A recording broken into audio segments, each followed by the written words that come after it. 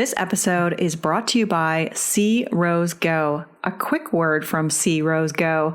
Dear women wearing a plus size, meet C Rose Go. Finally, a plus size fashion brand bringing you modern, chic, and quality favorites. Find out why women are loving C Rose Go and giving 5-star reviews at crosego.com, exclusively sizes 14 to 28. Visit crosego.com and enjoy $20 off your first purchase. That's CSEE, Rose, ROSE, go.com. This is Fearless Rebel Radio, a podcast about body positivity, self-worth, anti-dieting, and feminism. I am your host, Summer Inanen, a professionally trained coach specializing in body image, self-worth, and confidence, and the best-selling author of Body Image Remix. If you're ready to break free of societal standards and stop living behind the number on your scale, then you have come to the right place. Welcome to the show. This is episode 170, and I am interviewing Christy Harrison, anti-diet dietitian and author of the book Anti-Diet.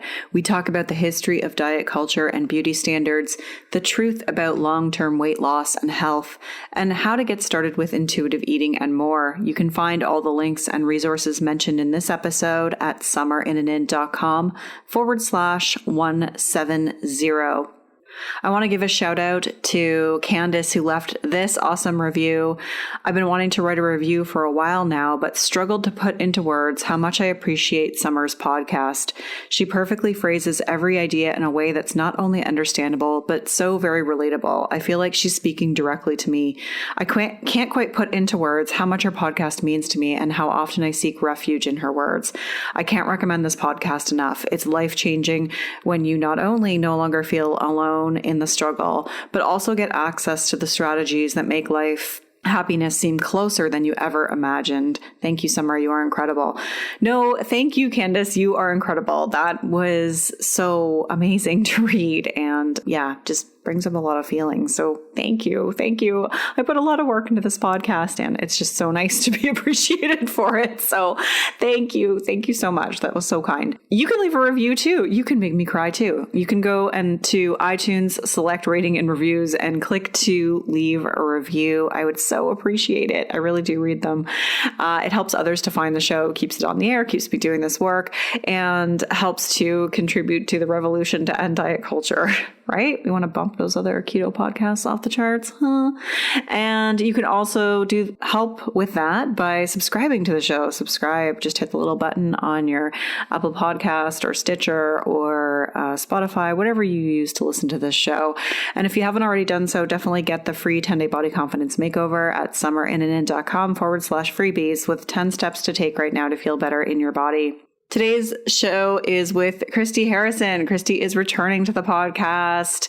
Christy was on the show a few years ago, episode 71. I'll link to that in the show notes. And since then, she's written the amazing book, Anti-Diet, and I'm super excited to catch up with her here and share that with you. I highly recommend this book. It's definitely going to be one of the top books that I recommend to people who are, I want to say newer to this work, but really it's for anyone. But I think, if you're starting this journey and you're like, oh my gosh, there's so many books, which one do I read? This one does such a great job of summarizing everything in a way that's so well researched and so digestible. And it also hits on all the questions that we sort of have, like, well, what about health? Or like, what if I'm focusing on weight and like what's going to happen to my body and all those other things that sort of come up, she addresses in here. And we're going to talk about many of those things in this episode. I really wanted Christy on the show again because we don't talk about food too much on this show. It pops up definitely every few episodes, but I haven't done kind of like an anti-diet intuitive eating 101 ever really. And I thought this would be a really good one to do so that we could hit a lot of the stuff that Christy talks about in in her book, and also create this resource for you to share with family and friends. So perhaps you've kind of talked about your journey or what you're doing, and maybe they don't fully understand, or you're not really sure how to articulate it or why it's so important. This is going to be one of those episodes that you'll want to share with them. Or if they have questions like, what about weight? And like, what about health? You know, those questions come up all the time, and you're not quite sure how to answer, or you're not quite sure how to reference the proper sources. This is the podcast that's going to have those answers that you can share with them, and also just to help you become more equipped in answering those questions for people too. So super excited to get into that, and let's get started. So Christy Harrison is an anti-diet registered dietitian nutritionist, certified intuitive eating counselor, and author of the book Anti-Diet: Reclaim Your Time, Money, Wellbeing, and Happiness Through Intuitive Eating. She offers online courses and private intuitive eating coaching to help people all over the world make peace with food and their bodies. Since 2013, Christy has hosted Food Psych, a weekly podcast exploring people's relationships with food and path to body liberation. It is now one of iTunes' top 100 health podcasts, reaching tens of thousands of listeners worldwide each week. You can find more about Christy and her work at christyharrison.com. Let's dive into this interview. Welcome to the show, Christy. I'm so excited to have you back. Thank you so much, Summer. I'm so excited to be here. Yeah, lots changed since the last time you were on the show, which we were just kind of looking back on. I think it was like probably around 3 years ago or something. You were on episode 71 here.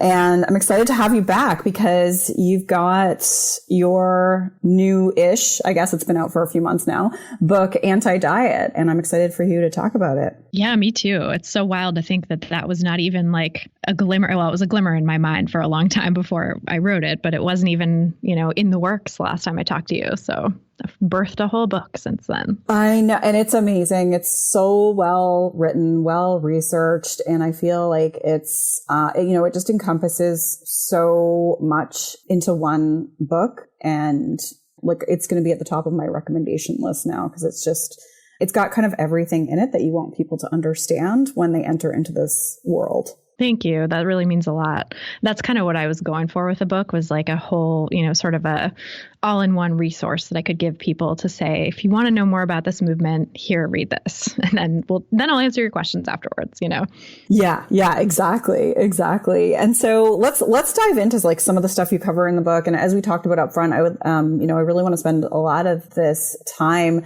kind of, talking about like anti-diet intuitive eating 101 to help people. Like, it's always good to be refreshed with this stuff because I think it's really easy to kind of get pulled back to the pursuit of weight loss. And so it's really good to like have a refresher, and then also like just for people who are newer to this work to have like an all-encompassing resource. So I'm excited to kind of dive into that with you. Yeah, same. That's great. And first, so when you talk about this in the book from the start, is just the history of diet culture. Why was that so important for you to include? Like, why did you want to include that in there? Because I would say that that's kind of different than some of the other books that are out there. Yeah, I think it is. I think, I've always been so interested in like cultural history of everything, and I think having a cultural history of this phenomenon that is diet culture is really important for understanding like how it came to be, and the fact that it's not just the universal truth. It's not something that's existed since the dawn of time, even though it feels like that, even though we all have grown up in it, and pretty much everyone alive on this planet right now, or every human being anyway, has, had diet culture be sort of a fixture in their life the entire time they've been alive.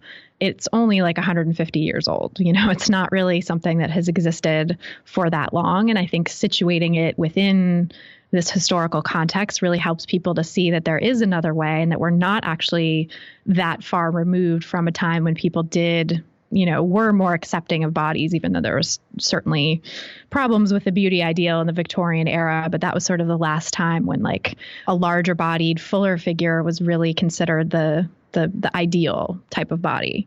And, it's interesting how far we've gotten away from that. And there's so many cultural forces that have led us there.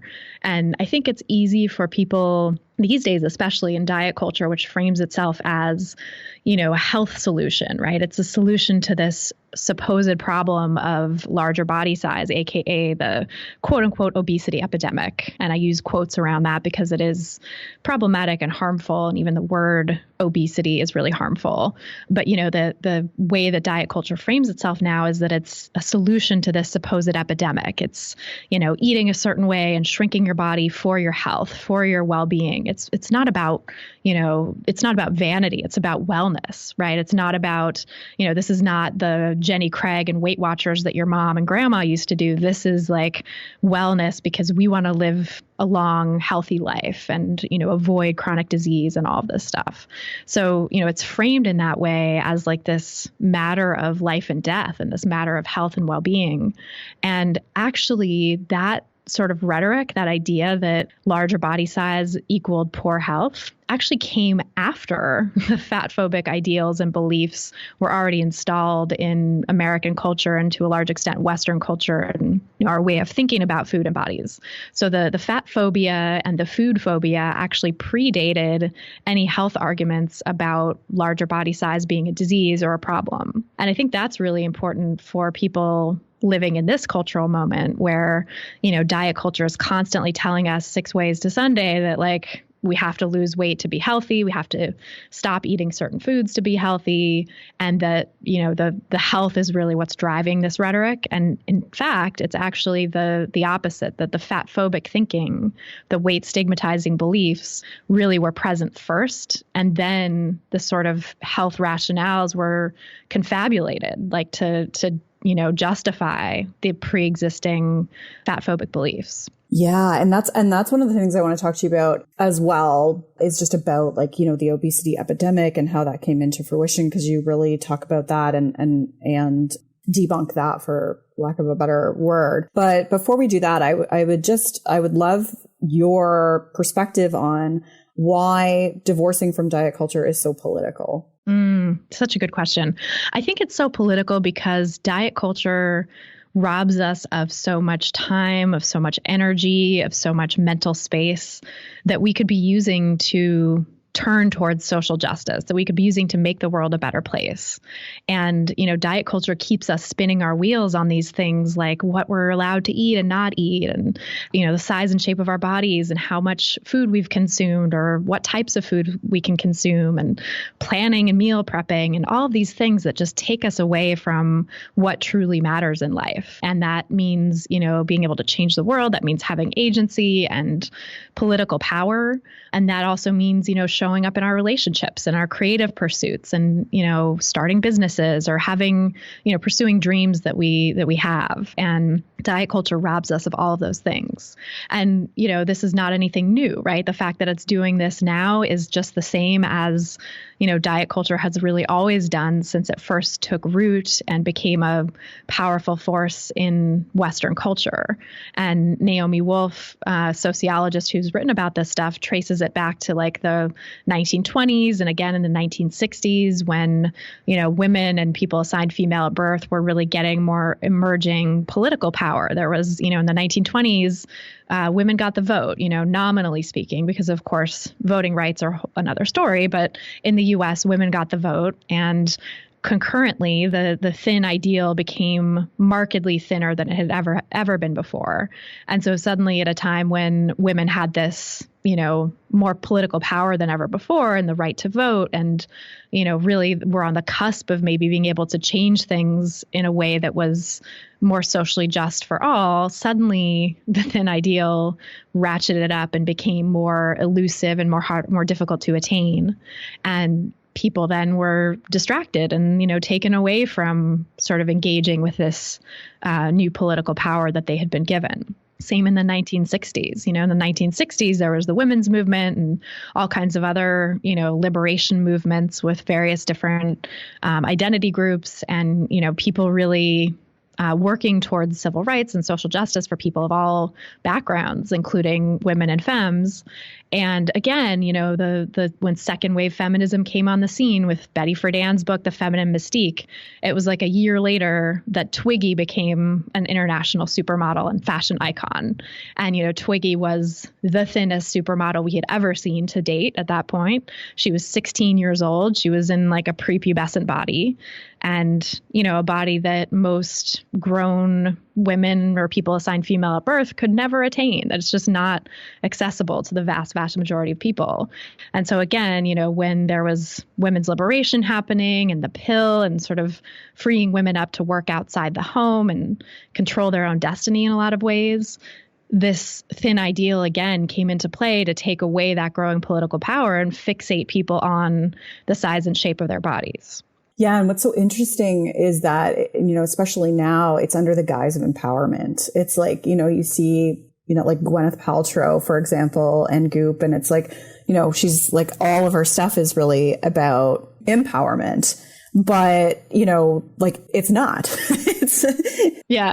Empowerment isn't real power, right? It's, I forget who said that first. I think Kelly Deals had a great piece about that at one point about like the difference between empowerment versus real power. But, it's this sort of selling an idea of empowerment to women in order to sort of make up for the fact that our actual power is being taken away. But, the forces that be, diet culture and wellness culture, which really is the new guise of diet culture and, takes the form of Goop and, things like that, but also diets that say they're not diets. They say that they're resets and lifestyle changes and reboots and plans and programs and protocols and templates and all of these different things. Those things are actually taking away our mental space, our capacity for change, our time, our money, God knows our money, right? Our well-being, our happiness, all of these things I sort of trace in the book how diet culture steals each of those things from us. But, it's really true that it is distracting us from the things that, the true power, the true political power that we could be amassing and creating for ourselves. And, distracting us by saying, oh, look, now you're empowered by this, juice cleanse, or you're empowered, everything under the sun is trying to sell itself as the key to women's empowerment. Meanwhile, robbing us of our money. Yeah. And it's, you call it the life thief, like accurately, because in that regard, like it is just taking away our time, our energy, our money. And, that's just so true. Like, I just remember sitting at my computer, like logging how many cherry tomatoes I was going to eat in a spreadsheet, and like spending all this money on supplements. And it's so funny though, because you really start to convince yourself that you're like, no, but I'm doing it because it's healthy. But if you actually ask someone, okay, well, if it's going to make you gain weight, then would you still do it, even though it's going to make you healthy? Like, odds are they'd say no. Like, it's always about thinness. It's always about thinness. Right. I know thinness is like the driving force and sort of the underlying thing, even though it's being portrayed as being about health. It's really not about health at all. And it's really about such a narrow conception of health too, because, it doesn't take into account mental health. It doesn't take into account social well-being and connectedness. Like, diet culture robs us of those things too. It takes away our ability to feel competent and to feel like we have agency and to feel in charge of our eating and our bodies and our lives. It makes us give up our autonomy to some outside guru who's telling us what to eat and how much and when, and, whether we deserve to have a dessert because we've had too many cherry tomatoes or whatever it might be, like it's just ridiculous. And, it's not, and that's not true power. That's not true health. That's not mental health. And we know that mental health has a huge bearing on our overall well-being and our physical health as well. The mind and body are so intimately connected. And so if we're really looking at holistic health, if we're really trying to do something to promote people's health, we have to look at it in this broader sense of not not just, physical supposed physical well-being that, these interventions don't actually lead to most of the time, but also looking at the effects that interventions might have on people's lives, on the other aspects of their lives that are so important and meaningful for well-being. Mm-hmm. Yes, so true, 100%. And I want to circle back to the obesity epidemic because you talk about that, and I'd love for you to share with everyone why we don't have an obesity epidemic. Yeah, it's so interesting because that term was really invented around the mid to late 1990s. Before that, there was no discussion of body size as an epidemic. The word, quote unquote, obesity wasn't really used in the same way to kind of denigrate people's bodies as a disease or to pathologize bodies in the same way. It just wasn't. It was much more about aesthetics, right? Diet culture up until the 1990s was pretty above board in terms of being about weight loss to quote unquote look better. And there was some emerging rhetoric around health that kind of was always there and, I think started to creep in the 80s and 90s with a low fat craze and stuff like that. The 70s too was, that's when low fat really started to emerge. But it wasn't this sort of public health emergency that it's made out to be these days. And really that changed in the late 1990s with some researchers at the CDC, specifically this one guy named William Dietz, who is, I've seen his name recently in the COVID-19 pandemic, writing editorials to medical journals about how quote unquote obesity is such a risk factor, which is like a whole other story that is not true or borne out by the science we have to date. But this guy, William Dietz, is like a big diet industry, pharmaceutical industry, connected it with that world and a big anti quote unquote obesity crusader, and started to be a crusader for this in the mid to late 1990s when he started believing that, body size was a disease and that the sort of incremental shifts that we had seen in people's body size over the 20 years from the 70s to the 90s was somehow more problematic or, was worthy of public health attention. Never mind the fact that people's heights had also gone up incrementally in that same period and that people just seemed to be getting taller and bigger overall over that same period. And that, most scientists at the time didn't think anything of it. They didn't think of that as worthy of public health attention. But he did. And so he partnered with this other scientist at the CDC, Ali Mokdad, who I've also seen recently in the news talking about COVID-19. They partnered and created this series of maps. They decided to present the data in a series of maps to really capture people's attention. And so what happened was that these maps started to be circulated within the CDC and then to, scientists and researchers who were doing research on this topic, and then to journalists. They posted the maps on the CDC website for public download, for public consumption. And so the public, started to consume them and the media started to consume them. And what happened was suddenly this idea of a so-called obesity epidemic went from never really appearing in the press at all. Some scholars have done analyses of this, looking at, the popular literature and the scientific literature too, actually, as to whether, quote unquote obesity epidemic was ever used together or whether epidemic was ever used to describe body size at all. And it really didn't happen before these CDC maps were released. And then suddenly people were seeing the maps and seeing this, supposed progression of this disease, or that's how it was framed anyway within the maps, because it was, the states were turning darker blue, and then some were turning red. And then it looked really scary because it looked like this disease was spreading across the country, when in reality, the maps were actually just showing like the percentage of people in each state with a BMI over the cutoff for quote unquote obesity. And that's problematic to present that in a map form with the colors changing, because large rural states that don't have that many people in them, even if they have, maybe a somewhat higher percentage of larger bodied people than, say, people in more populous states, so it would be like the sort of southern rural states that tended to have higher rates of larger body sizes, made it look like huge swaths of the country were being were getting bigger. And that really wasn't true. It was just like a small shift in the percentage of people in those states. And we're talking about like a different, at the time when they created those maps, the difference was in the single digits. Like it was a single digit number of pounds on average that people had gained over the years to make that difference.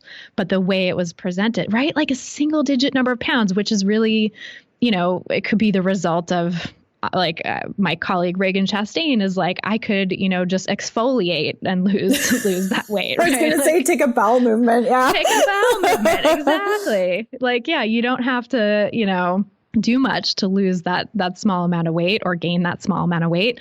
And it's not really indicative of reality for most people of like, their body size is not changing dramatically.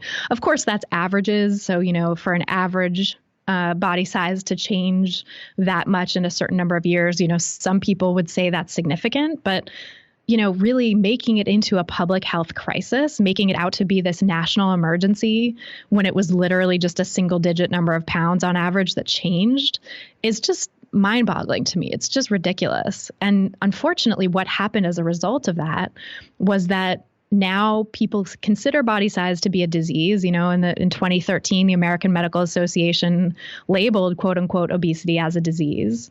And every time it's made out to be an epidemic or a disease or a health risk factor, we know that actually increases weight stigma. There's scientific evidence that merely having someone read an article about the so-called obesity epidemic increases their levels of expressed weight stigma.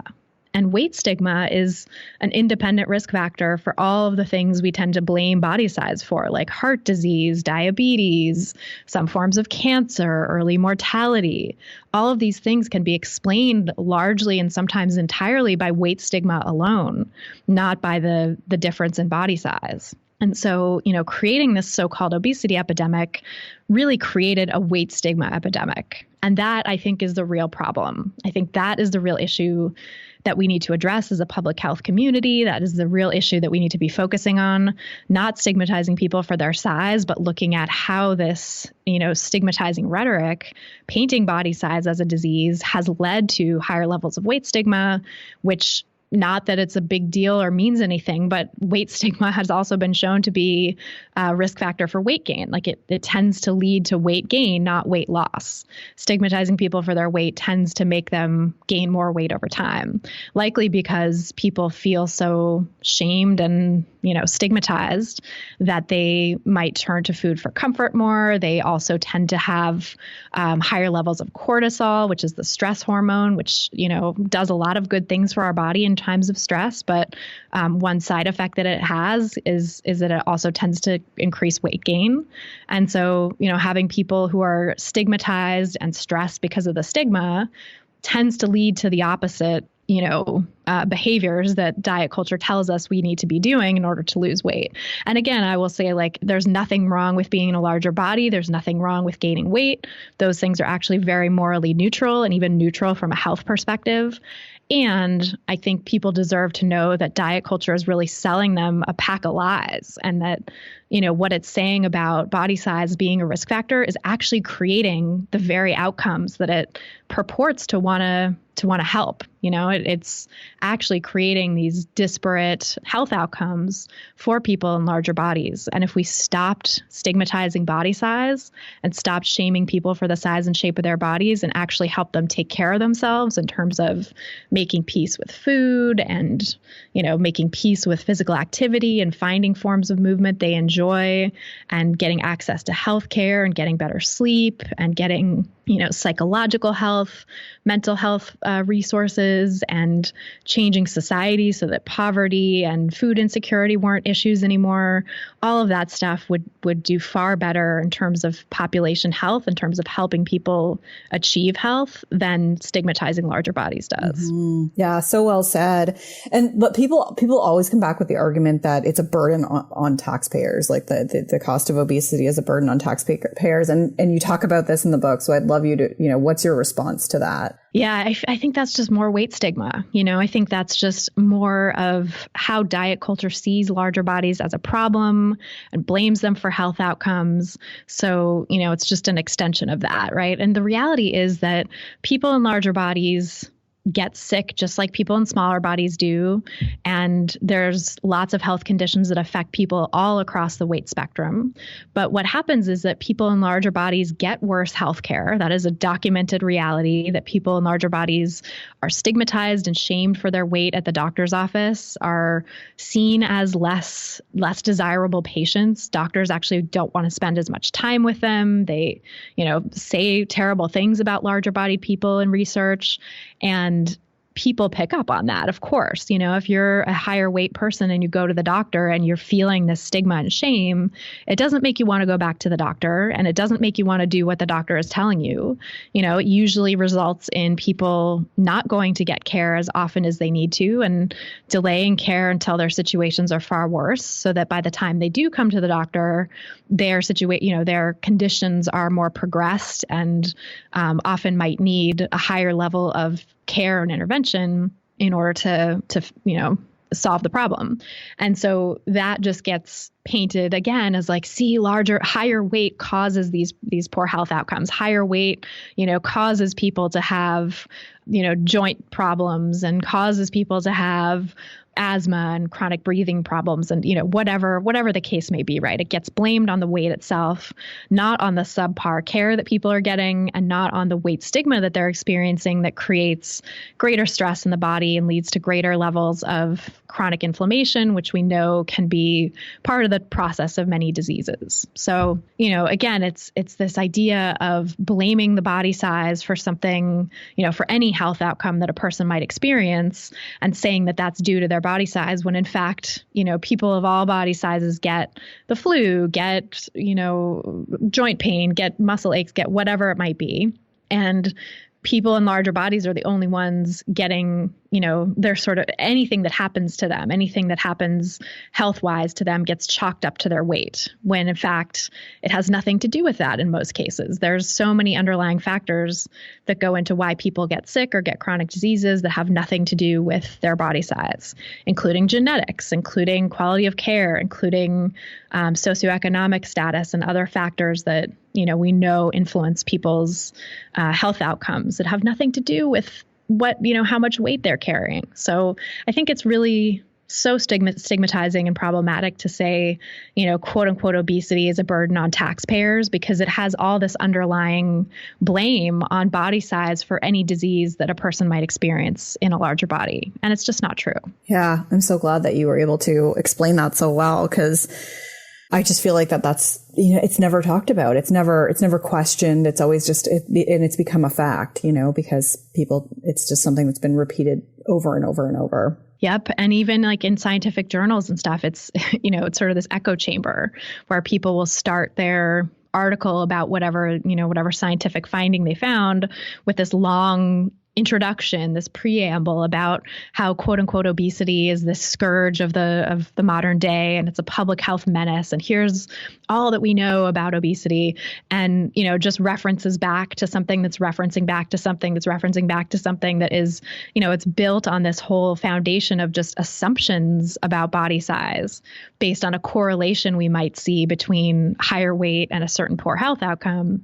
That, correlation is not causation, right? For anyone who's taken a introductory statistics class, this, that correlation does not equal causation, meaning if we see an association between, two factors in science, we can't say that one caused the other without controlling for every possible variable that could have been the real cause. And so in, the case of body size, it gets blamed for things like diabetes or heart disease, right? It's like, oh, you ate yourself to death, or you gained so much weight that you gave yourself diabetes, or things like that. And that is just bogus, weight stigmatizing bullshit, frankly. Like, it's not okay. And really what, we need to be doing in those situations is controlling for all the confounding variables that could potentially and likely do explain that association, like the fact that larger bodied people have higher levels of weight stigma stigma. That has been documented. And that we know is a risk factor for heart disease. It's a risk factor for diabetes and so many other things that get blamed on higher weight. So is weight cycling, which is another thing that we haven't really spoken about yet. But that's, the chronic yo-yo dieting, the cycles of weight loss and regain that people go through. And really up to 98% of people go through when they try to lose weight, because diets just don't work in the vast majority of cases for more than 5 years. So, some people might be able to lose weight and keep it off for a year or two, maybe 3, maybe 4. But by the time they get to 5 years, up to 98% of people have regained all the weight they lost. And up to 2/3 of those folks have gained more weight than they lost from, intentional weight loss efforts. And so when people are trying to lose weight, it actually is much more likely to result in weight cycling, and oftentimes even higher weights, than it is to result in permanently lowered weight. And so weight cycling, not anything to do with weight gain, but just weight cycling itself, that yo-yo of weight loss and regain, is independently associated with and is a risk factor for all of the things, again, that get blamed on higher weight. So diabetes, heart disease, some forms of cancer, early mortality, et cetera, et cetera. And so, who's more likely to weight cycle in our society? It's people who've been told to lose weight. And who's more likely to be told to lose weight? Higher weight people, right? So higher weight people, again, have this other risk factor disproportionately affecting them, that is weight cycling. And there's some evidence that weight cycling alone can explain all of the excess risk for heart disease that we see in people in larger bodies. Just weight cycling, not to mention the fact that weight stigma is an independent risk factor for heart disease too. So for anything that gets blamed on higher weight, I think we really need to look at the confounding variables, and make sure that people know it's not a causal thing. It's not that higher weight causes poor health outcomes. There's always at least several things, if not, a dozen or more things that could be explaining that association. Yeah. So I want to talk a bit more about the concept of weight cycling, because I think a lot of people kind of intellectually know, okay, diets don't work. Yes, they result in weight gain in the long term. And yet people will say, well, but I'm doing keto, and it's like, it's a lifestyle change and it's for my health, And so how do you tease apart the two? Or how can you sort of explain to people that stuff like that still is a diet, and it still is going to fall into that same kind of weight cycling pattern where it disrupts your metabolism and all that other stuff? Yeah, I think this is where history is a really great guide, because as I talk about in the book, the first best-selling diet book author was a guy who wrote a diet that was basically a proto-Atkins or proto-keto diet. It was a low-carb diet. It was low-carb, high-fat, had a lot of alcohol involved as well, because they believed that was protective or helpful for, honestly, reducing constipation caused by the low-carb diet. But, there's nothing new under the sun, right? All of these diets have been tried before. There's the Banting diet is the one I'm talking about. That dates back to 1865.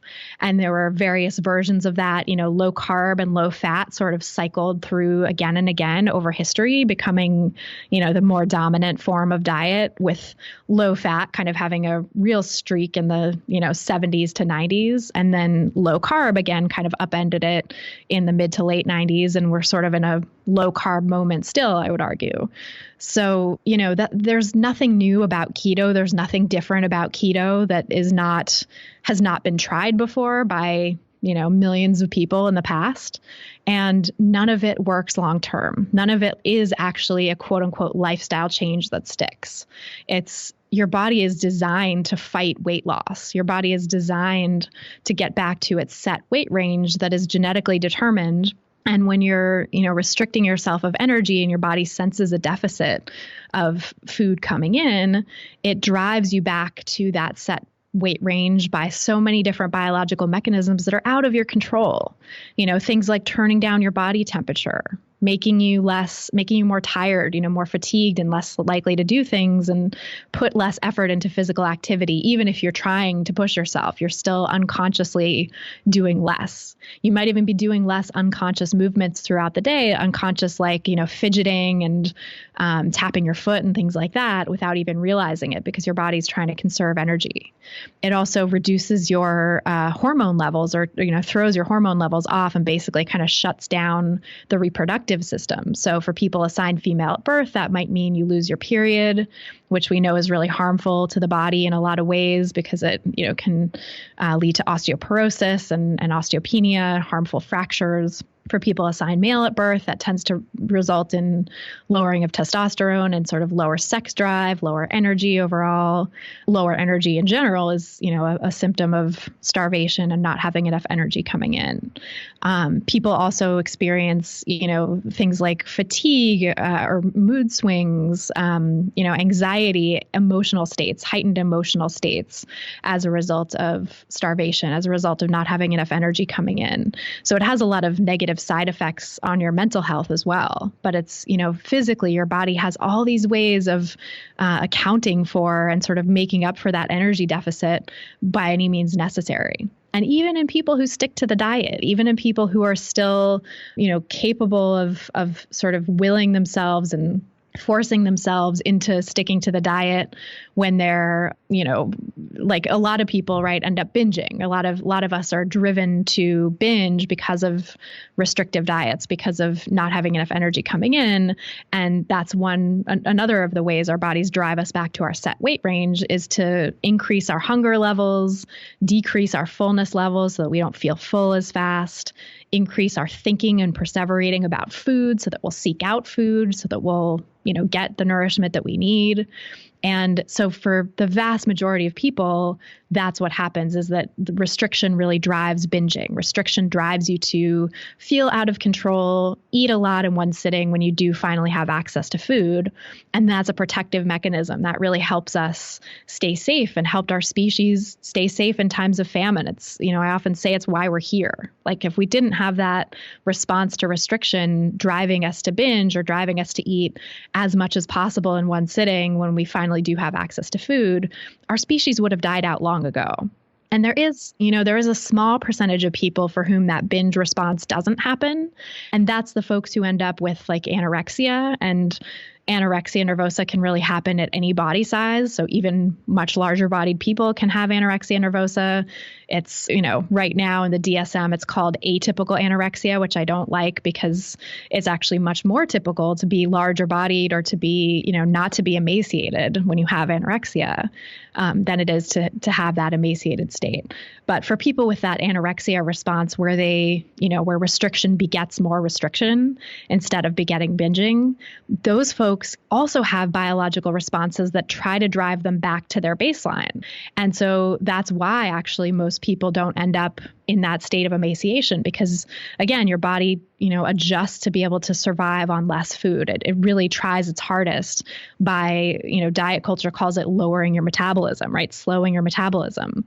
That's actually a survival response. That's actually a way that your body tries to help you survive and thrive even when you're in a situation of starvation. And of course, our bodies do what they can, they do their best, but they can only do so much. And at a certain point, oftentimes your health really starts to deteriorate if you've not been having enough energy coming in for a long period of time. And especially if you're not binging to make up for it, because the binges are actually protective. So in people who have anorexia or people who have bulimia, where they're not getting those needs met chronically for a long period of time, and that doesn't even have to mean diagnosed anorexia or bulimia, but just, behaviors consistent with that, they'll tend to also have really terrible things start to happen, like their body starts to catabolize or eat their organs in order to survive. Because when you don't have enough energy coming in, even if you're eating quote unquote enough protein, the protein is getting converted into just glucose so that your body can run. And you're not getting enough protein to meet your body's needs for that. So it starts to break down the protein in your body, the muscles in your body. And that includes your heart, your lungs, your liver, all of your organs are muscles. It also starts to break down your skeletal muscles as well. So you might start to feel weak, your performance and any sort of athletic pursuit that you might have is tends to go down. So, that's really scary, right? Because when your body starts eating your heart, your liver, your brain, your lungs, you're going to have significant and serious health consequences to that. And so that's kind of the most extreme form of the body's response to starvation to try to keep us alive. Because even starting to catabolize your heart is preferable to dying of starvation, right? Your body is, sort of doing the best it can to keep you alive, even if it has to start, it's like taking down the, inside of a house to keep warm, right? I often liken it to like you're in a wood cabin with a wood burning stove and you don't have any wood coming in. So what do? You have to like start taking down the support beams and start taking down the walls and the structure of the house just to burn to keep yourself warm. And eventually that's, you're not going to have any more wood left. So, it's really dire, this situation with dieting. And keto is just one of many that calls itself not a diet, but a lifestyle change, right? But it's all the same. It's all deprivation. It's all starvation. That is how your body perceives it. And that's how your body is going to react. Yeah, that's so well said. And, this idea that, your body is really trying to protect you by having the compensatory response of binging and, in the worst case, like you said, like starting to eat your organs, essentially. Like your body is really trying to keep you alive and trying to protect you. And the weight regain that you experience from having a diet not work, because they don't work, is just your body's way of protecting you and healing. And I think that that's a really important reframe for people to understand, instead of being resentful at themselves and thinking that they did something wrong or like that there's something broken inside of them, because that's what diet culture has them believe, that no, their body is really trying to protect them and it's healing. And that's like a proper response to the restriction. Yeah, that means your body's looking out for you. Yeah. So I want to shift gears here and talk just, quickly, as quick as we can, about intuitive eating. So like what are, obviously diets don't work, but what do people do? And, intuitive eating is what we both are huge advocates for. What are some of the first steps people can take to eat intuitively if they're coming from a place where they're used to seeing things as good or bad, or calories in and calories out? Like, where would you recommend people start? Yeah, it's so challenging, because relearning intuitive eating is definitely a process for people who've been waylaid by diet culture. And I say relearning because we're all born with that skill as intuitive eaters. It's the default mode. It's the way we're all born knowing how to eat. But intuitive eating as a practice and philosophy for reconnecting with those innate skills has 10 principles, as developed by dietitians Evelyn Tribole and Elise Resch, who are the founders of this model. Not the creators of intuitive eating, because basically the human race, our bodies, created intuitive eating, but the founders of this model designed to help people get back in touch with those innate cues. And their first principle of intuitive eating, the first principle of intuitive eating, is reject the diet mentality. And that is so important and essential as a foundation to build the rest of the principles on top of, because only when you've rejected the diet mentality or working towards it, because, it's hard to completely do that in our culture. Only when you're really working on that can you start to accept and honor your hunger, which is the next principle. And only then can you start to accept and make peace with food, open up to different kinds of foods and not have anything that's off limits or seen as bad. And all the principles kind of build on each other. So not that it's like you have to be perfectly good at one before you can move on to the next one, because they all do sort of intersect as well. But they really all work together and form this foundation that leads to, reaccessing intuitive eating. So rejecting the diet mentality is the thing that I focus most on, I think, with my clients and my audience. And when that piece of the pie is in place, or that foundation is laid, I think it becomes so much easier for people to start to trust themselves with food.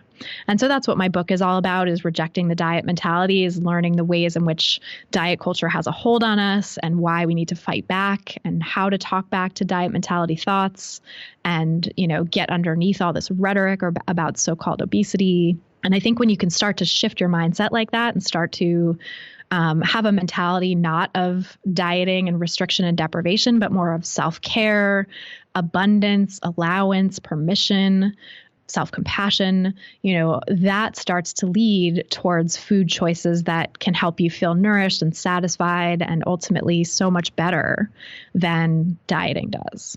Yeah. And one of the places where I see people trip up is really kind of focusing on hunger and fullness and specifically like, okay, am I really hungry? Okay, like what level of fullness am I at, and trying to get that right. But as you kind of mentioned in your book, like really focusing on trusting that you have enough is paramount. Like you have to do that first, like kind of give yourself that permission and let your body get the memo that like, okay, there is food, food is, I can have it anytime. It is there.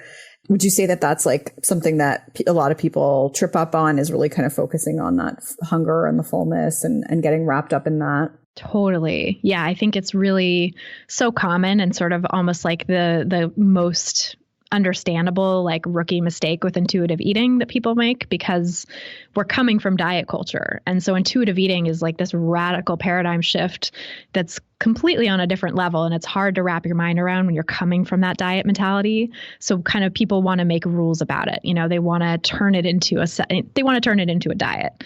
And I think turning into a diet can look a number of ways, but one way is what our colleague Isabel Fox and Duke calls the hunger and fullness diet, where it's like, I can only eat when I'm hungry and I must stop as soon as I'm full. And I have to hyper focus and obsess about whether I'm hungry or full and how to know about those things so that I can like do it right, quote unquote. And when you get underneath that, what it's really about is like, so that I can lose weight, right? Or so that I won't gain weight. And maybe there's some, healthist rhetoric in there too about like, I'll be a bad person if I eat too much, or I have to like control my hunger in order to be morally valid, right? Because that comes from this like long history of, in the Western world anyway, of sort of demonizing pleasure and, satisfying hunger as being this sort of carnal thing that's supposedly bad somehow. So I think that, it's really important to look out for that and to not turn intuitive eating into the hunger and fullness diet. And yeah, like I talk about in the book, really prioritizing having enough. That's what honoring your hunger really is about, is making sure that you have enough so that your body can trust that it's getting its needs met, that it can trust enough food will be coming in consistently again and again, and it's not going to be deprived again, so that it can relax, around food, so that it can let go of its, efforts to survive and keep you safe, right? And so that, because some of those efforts that your body engages in, like driving you to binge, can feel kind of uncomfortable. And of course, that discomfort is compounded by our judgments about binging in diet culture. But, physically that can feel uncomfortable, and it can lead to sort of fluctuations in energy levels that don't feel good, where you feel really tired and sort of, not capable of doing much sometimes. And so, if you want to heal from that, if you want to get out of that restrict binge cycle, giving yourself enough is really the most important thing. And once you're able to do that, I always say like fullness really tends to fall into place once you're truly honoring your hunger consistently, repeatedly over time, and truly having enough, not saying, okay, I'm hungry and I'm going to honor my hunger, but I'm going to like bargain with myself and game the system so that I can eat less and like eat just enough to somehow take the edge off my hunger, but not be truly satisfied. That's not what it's about, right? It's about being truly satisfied. It's about eating enough to truly nourish yourself and satisfy that hunger. And only then does the sort of frenzied quality of your relationship with food and the feeling of eating to a point of uncomfortable fullness when you do have access to food, that all tends to dissipate once your body and your brain truly trust that you have enough. Yeah, that brain part's really important, and that can take a long time. I think, once you've had the diet mentality and for so long, it takes a while for your brain to get the memo that the famine is over. Like it really, really does. And I think that one is can be kind of a sticking point for people that they have to be patient with and really try to reinforce, both mentally, like reinforcing themselves. Okay, like this, this food is abundant. I can have this. It's not, I can have this food. I'm allowed to eat this food, and not beating themselves up for eating it and things like that. Totally. Yeah. It's really a form of trauma.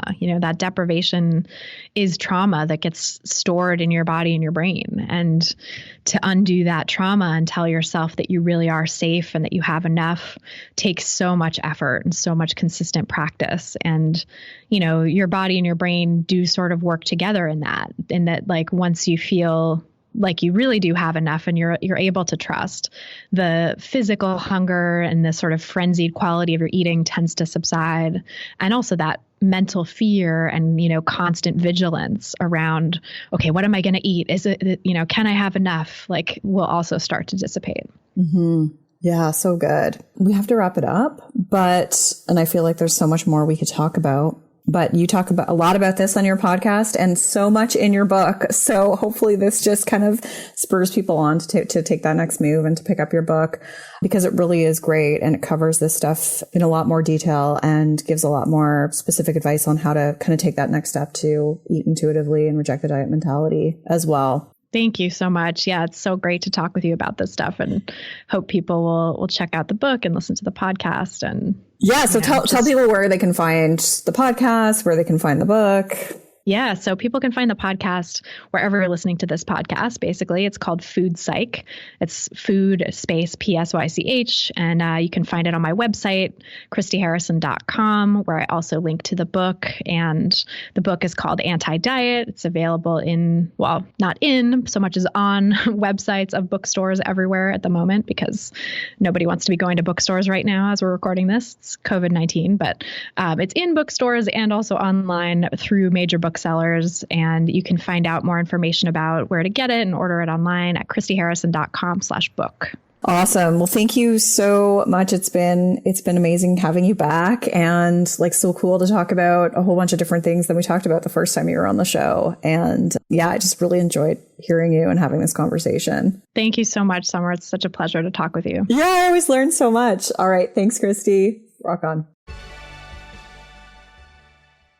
Wasn't that great? Didn't you learn so much or take away a lot? I feel like we covered so much in this episode. When I was writing out all the things that we discussed afterwards, I was like, we covered so much in this episode. It's going to be such a great resource. So bookmark it and plan to share it with people if they have questions or you want to introduce them to this work. You can find all the links mentioned in this episode at summerinnanen.com/170. And you'll also find a link where you can purchase Christy's book, Anti-Diet, there. Definitely do that. It's a wonderful book to add to the list of books that you want to read when you're doing this work. There's so many of them now, which is amazing. Because when I started, I think we were like 3. But it's so good to have so many books now. And I hope you enjoyed this episode. Thank you so much for listening. I will talk to you soon. Rock on. I'm Summer Innanen, and I want to thank you for listening today. You can follow me on Instagram, Facebook, and Twitter at Summer Innanen. If you haven't yet, go to Apple Podcasts and subscribe, rate, and review this show. I would be so grateful. Until next time, rock on.